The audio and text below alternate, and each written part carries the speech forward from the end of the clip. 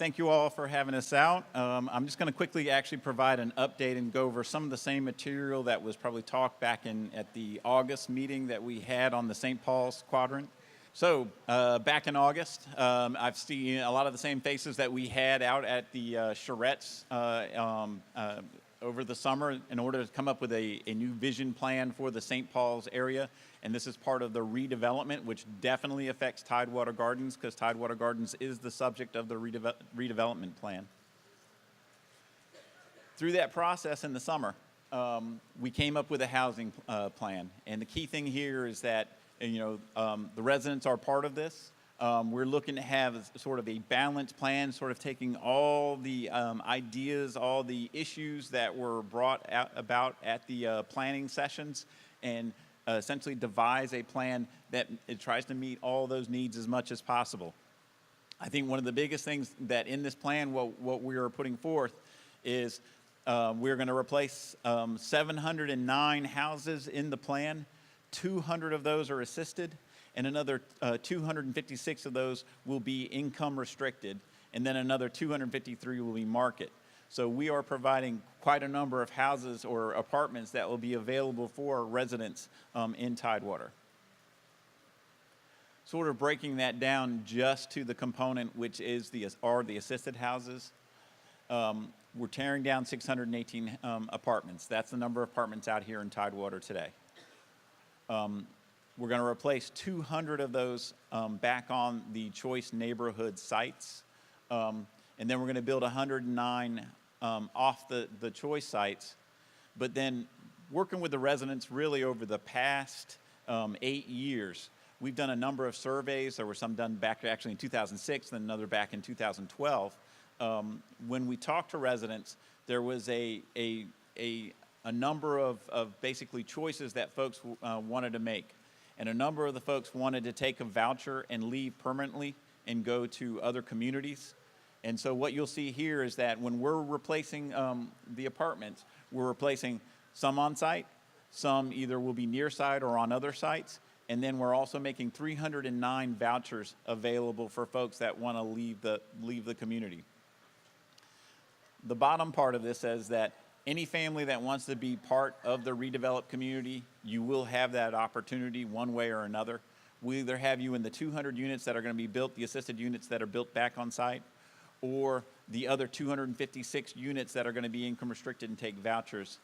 And if that doesn't take care of it, then the authority will make sure that there is an apartment for you somewhere in the St. Paul's area. This is really the first step, the first part of the redevelopment of the broader area. So with Tidewater, we do also intend to redevelop with Young and Calvert. And so what we're looking at is a very long program for all three communities over time, where we are building and tearing down and building and replacing units. And then through that process, any family that wants to be part of it, you will have that opportunity to do so. So where are we at timeline? We just submitted the Choice Neighborhood Grant application back in September. We're also, that's sort of a plan A, going after HUD money for the overall program. But we're also going to be applying for what they call a Section 18 demolition approval. And we are in the process of putting that application together, and we'll be going to our board a little bit later this fall to submit that. I'll make it very clear, NRHA cannot move forward unless we had HUD approval. We anticipate either getting HUD approval by winning the choice grant or through the Section 18 application, but until we have HUD approval, we don't start this full process of the relocation and the demolition. And so just to make that abundantly clear that that we do go to HUD for those approvals. If we get approved, we anticipate that will be done in early 2019. And so then the first sort of move forward with relocation would begin later next year. And here we say summer, but it could really be summer and fall before the first family, under the best circumstances, would begin their relocation under these programs. We anticipate that relocation for the entire community can take anywhere from 3 to 5 years. And I want to sort of accent that just a little bit too, is we're not looking just to move this thing as fast as possible. We're going to be working with the families, and we'll talk a little bit more about it in just a second, but we're going to be working with the families. So if a family is having issues, you're not going to get booted out of the community. We're going to make sure that everything's done right.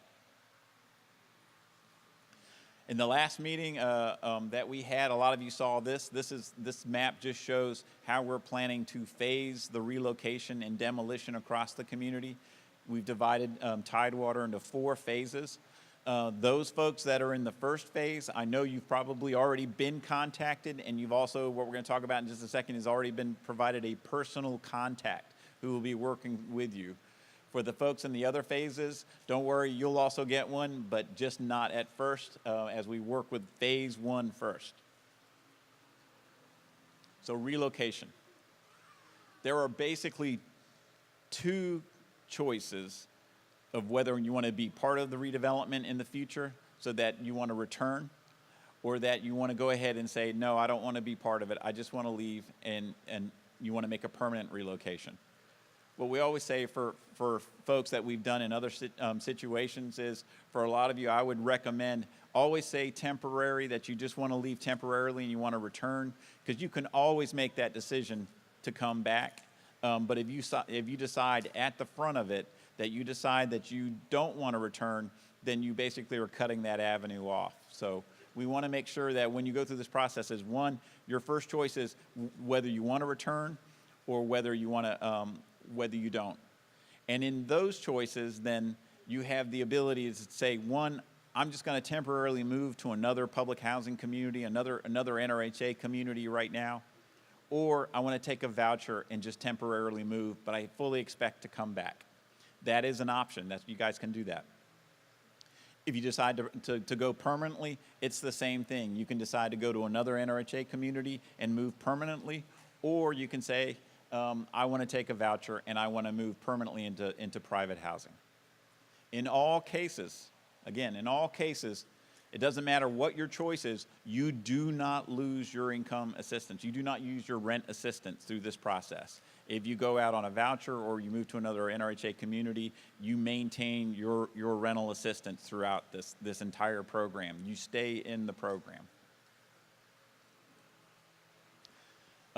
This was earlier before the meeting started. I was actually talking with someone, and they didn't know that NRHA has to pay for your moving costs throughout this entire process. That we are the reason that you're going to have to move, so therefore we are the reason. Then we are responsible for paying your moving costs. So to make that very clear. As part of that, we just don't provide, funding for the move, and then that's it. Through this whole process is that we know residents will need essentially assistance in working, through the entire process. So we'll have counseling and folks working with you, your personal point of contact, as well as other client services folks who will be working with families through the entire move process. In addition, and this is a big part of what we're doing here too, in addition, the city is really coming to the table, and they're starting a program called People First.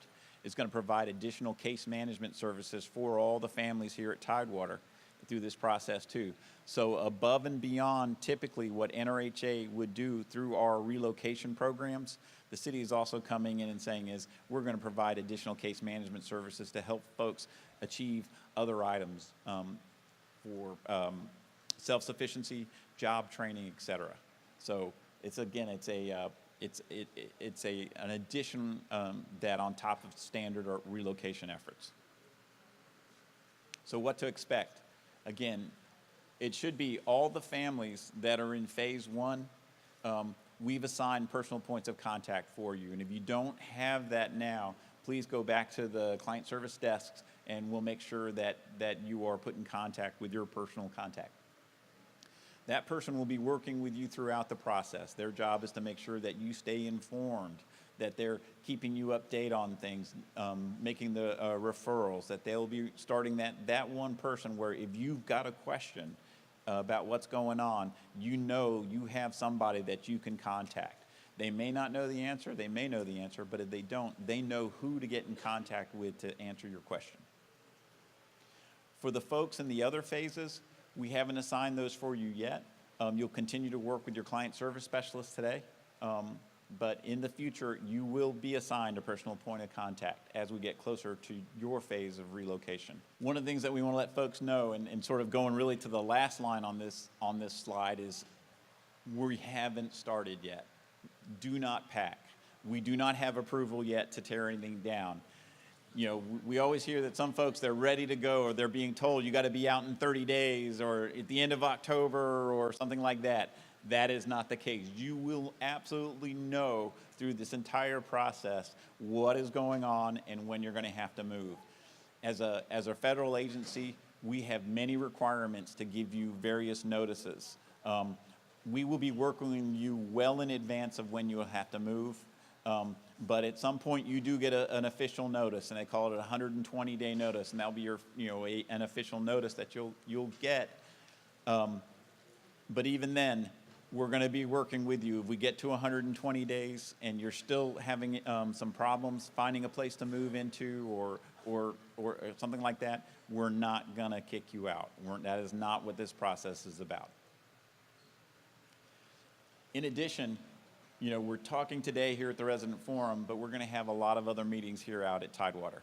Is that a lot of folks, as they go through this experience, they'll be able to provide, good feedback to us, and we can have sessions with families, to go through the questions and answers more directly to your personal experience in the future.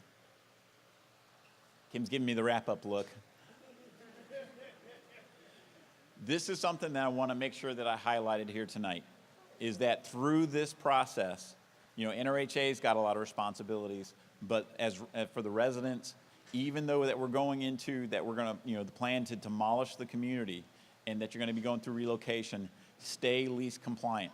Stay, doing what you're doing. Pay your rent on time and all that other good stuff. Stay current with all of that, because that is how we keep you in all the programs.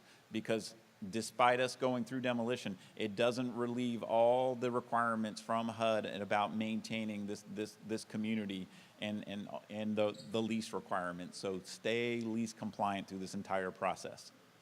The other thing is, you never lose your rights. The residents today, if there are issues that you're facing with the authority and you think we're being unfair, you always have a right to appeal our decisions.